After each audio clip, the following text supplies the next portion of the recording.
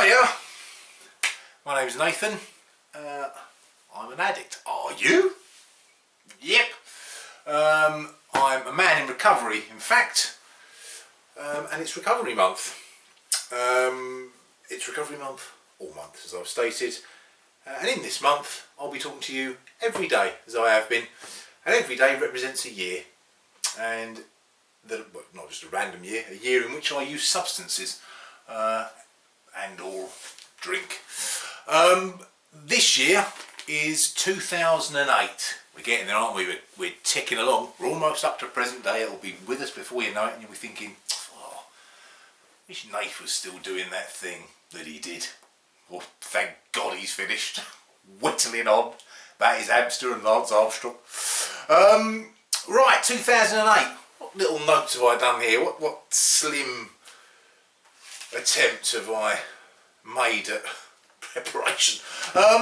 Cyprus and Malta have joined the euro as a currency. Oh, exciting stuff. Got here, there was an earthquake in the UK. We did get them, don't we? The UK, Great Britain, I prefer to call it. Great Britain. Actually so named because it was just that to differentiate between Brittany or somewhere in France. They just called it Great Britain to differentiate between the smaller and the larger. Nothing to do with being great. There you go, a little bit of information for you. There was an earthquake. It's one of those ones, isn't it? I felt, I felt something last. I felt it tremor. I've never felt one in this country. Never have. Maybe I will. What else have we got? Blu-ray was out. I still haven't got Blu-ray. Probably doesn't surprise you. I very rarely use DVDs, but I'm on Netflix. Do like the old Netflix. And I've got here the City Group joins a number of banks and institutions in posting a fourth quarterly loss, 9.83 billion in this instance, all tied in with the subprime mortgage market problems therein. You must be thinking, Nathan, you must have a view on this, given your previous career of choice.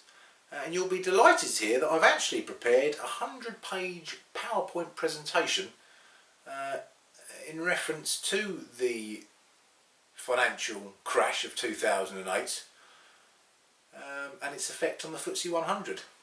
I haven't, of course. That'd be boring, wouldn't it? Boring, and I probably couldn't do it, to be honest. Have I got an opinion? Yes, I have.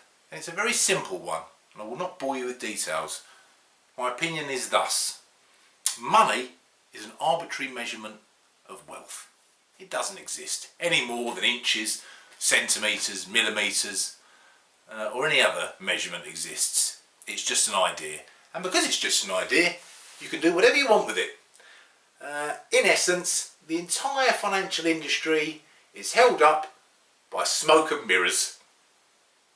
I know, it's a shocker, isn't it? Smoke and mirrors. And of course it was going to come crashing down, and will come crashing down again, because the entire system is inherently rotten. Take my word for it. Smoke and mirrors. Deliberately made complex to confuse you and keep you away from the truth. Oh dear. So we had that economic crash, and we had a lovely film. Wall-E came out as a film this year. I love that film. What a lovely film. But also what came out was Twilight. And I didn't like that film. Hell on earth. And the song I Kissed a Girl came out. So did I, Katie. I have in the past, believe it or not. I didn't bang on about it, did I? That or my questions about my sexuality. Banged on about neither. So, what have I been up to? What have I been up to today? You know what's happened today. It's Monday. I'm out with a crew. But how did it start? Well, we woke up, as we do, as I've said before. Always the standard start to my day is retaining consciousness. And got up. More difficult though this morning because it was darker. You can see it's a bit darker today. The clouds have come over. I might get a bit dim here. I might disappear into the distance. In fact, I'll switch on another light. Yeah, that might be a bit better. There we go, that'll help. So, it's the first time I've done that, haven't I? Left the parameters, did it scare you? Left the parameters of the screen. So I think made a mistake of putting on some more comfy bed clothing last night. You know, we haven't upped to tog yet. We haven't upped to tog on the duvet, but we have moved to a softer sheet. Which, when waking up and it's a bit darker, a bit more difficult, isn't it? A bit more difficult to get up. Didn't want to, but did. Got up, all in good time. Off we went. Sleepily made our way to the bus stop. Me and the other half. Beauty incarnate, as I like to call her. And off we went onto the bus. A little bit of a panic. There was a bit of traffic around this morning, so it was all a bit touch and go as to whether I was going to get where I needed to on time. But I did get there. And arrived at the fun bus this morning with my crew. I miss them. I'll probably miss them when I'm not doing it anymore. I've said that before. Sad but true. But on we got, and off we went. And I was gutted, to be fair. And the reason I was gutted was because one of my favourites. I won't mention anyone's name in this instance, of course, for legal reasons. But he's a lovely. How can I describe? I always try to describe people to you if I can. A young lad, I'd say no more 18, 19. Portly, chubby, no stranger to a fish supper or a KFC. Ruddy cheeks, loosely fit, ill-fitting clothes in the fact that it was always, very baggy tracksuits, etc. And absolutely convinced this young lad that he was West Indian. I loved him. I loved him for it. I doubt if I'll ever see him again, but if I do, I'll remind him. I told him a couple of times that I loved him. Trust, peace, you know what I mean, bruv? Wicked, everything safe. Just hilarious, the lad. He wasn't on there this morning. I was waiting for him. He's not coming. I went, oh no. Maybe our paths will cross again. I hope so. But he wasn't there. So we went to. Went to a church today to do a bit of painting, a bit of gardening. It's one I've been to before. Love really old grounds, beautiful, out in the country somewhere. Just a joy to be. There was a bit of drizzling there and that, but I didn't mind. And there was a young lady I've seen. You don't get, I certainly in my experience on this non-voluntary work that I do that's unpaid. Well, we know what I'm doing. Not many females on these groups, but there's this one young lady. I shall call her the Dragon because she's a slightly Oriental name. I don't like that. She's the tiniest little thing you've ever seen. I mean, almost. I mean, she's 25, but just almost chocolate, like tiny little thing. Well, you wouldn't think she'd say boo to a goose, this girl. But woman. There she is. She's on there for whatever she's done. I don't know, but I certainly shan't be repeating it. Not my right to do so. But she was on there, and usually she doesn't say too much. You can always, when she's around. She's there and her mate are on this thing, a lad, and you always know when they're around because you can smell they're around because it's a little bit like hanging around with Bob Marley. Is that the smell of cheese? And I ain't talking about camembert. So you kind of know when they're around. I don't know if anyone else is noting this, supervisors, etc. But potent stuff. But I ended up, I've not had a chance to speak to her before, and I ended up painting a fence with this young lady, and rumble of thunder there, guys. Ended up painting a church fence with this young lady. She was telling me she's had what a bloody tragic life, really. I mean, not tragic in the sense she doesn't enjoy it, but she's had a few things that have happened to her that you would think that's harsh. Her mother passed away not so long ago, and her brother died, and her nan's died recently. A real hard time. Yet she seemed fairly chipper, and she was. It's again, isn't it? Oh, well, I had to come back to it again, didn't I? Death, but it's a point. She said she realised how short life was, and she was grateful for the time she had with her mother, although she was clearly still coping with it, as you would. Who wouldn't? But she was coping very well with life may have had some issues I discussed with her, didn't pry, but issues around her reliance on that particular substance she was carrying around with her, and planted a few seeds, pardon the pun, in her mind for her to consider at her own pace and her own time. But got chatting to her, and she was saying a couple of the usual thing that a couple of them have said. Are you sure you should be on this? You don't seem like you should. Well, yes, you're just getting, you can see this version. If you'd have seen the previous version of me, you'd know damn well what I was in. So I had a good chat with her, and was actually quite humbled, really, in the way she's approached life and dealing with some pretty serious stuff. She was talking to me about what job she wanted to do. She wanted to go back into an office, but she liked working with animals. I said, well, go to farms and ask if they need a hand out there. And she was trying to raise money for her mother's headstone. I suggested setting up maybe a gift aid page, just little things that may help. But she actually did say to me, I've enjoyed working with you today, which was a little bit of payback there for me. I thought, lovely, made me feel warm and happy inside. Why not? So this, as I said, made me feel humble. And then another thing, the guy at the, what do you call him? The caretaker, the groundskeeper,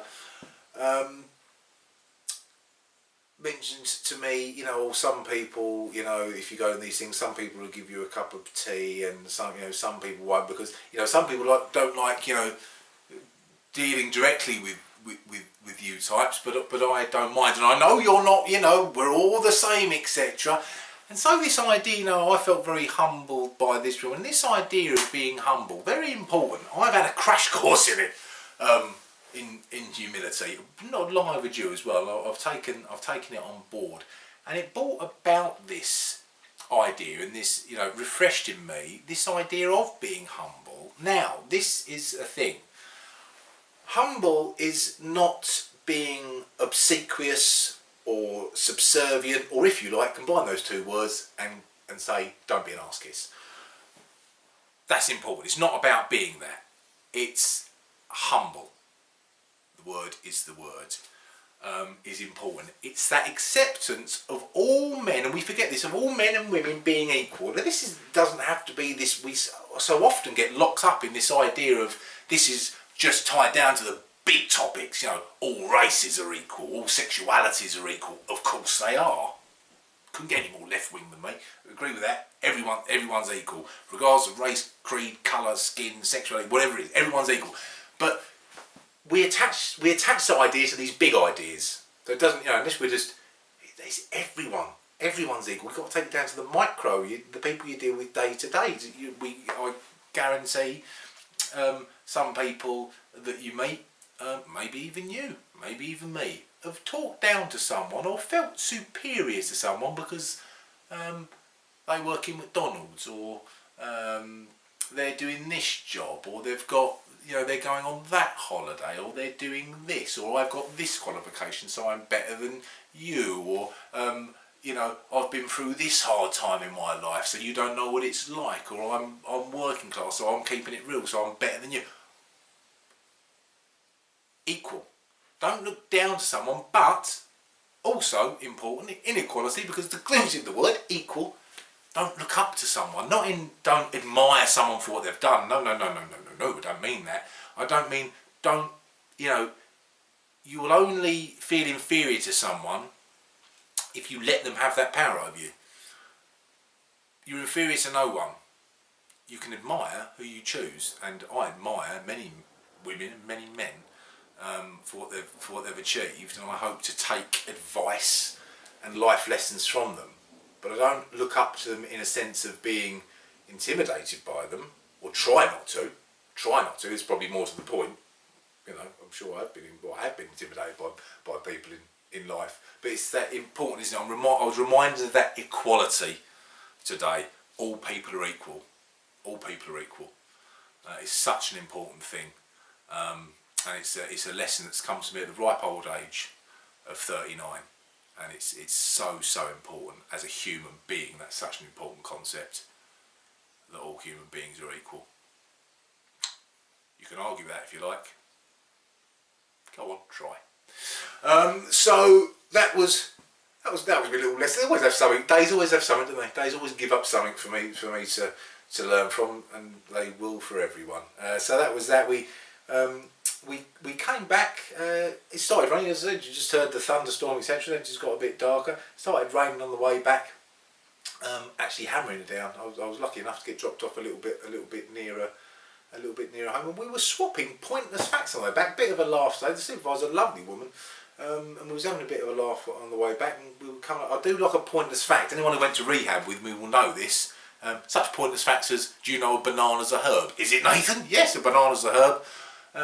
All expiry dates on packets of crisps in this country ends on a Saturday. Does it, Nathan? Yes, it does. I've bored people with these facts. Well, I learned one today.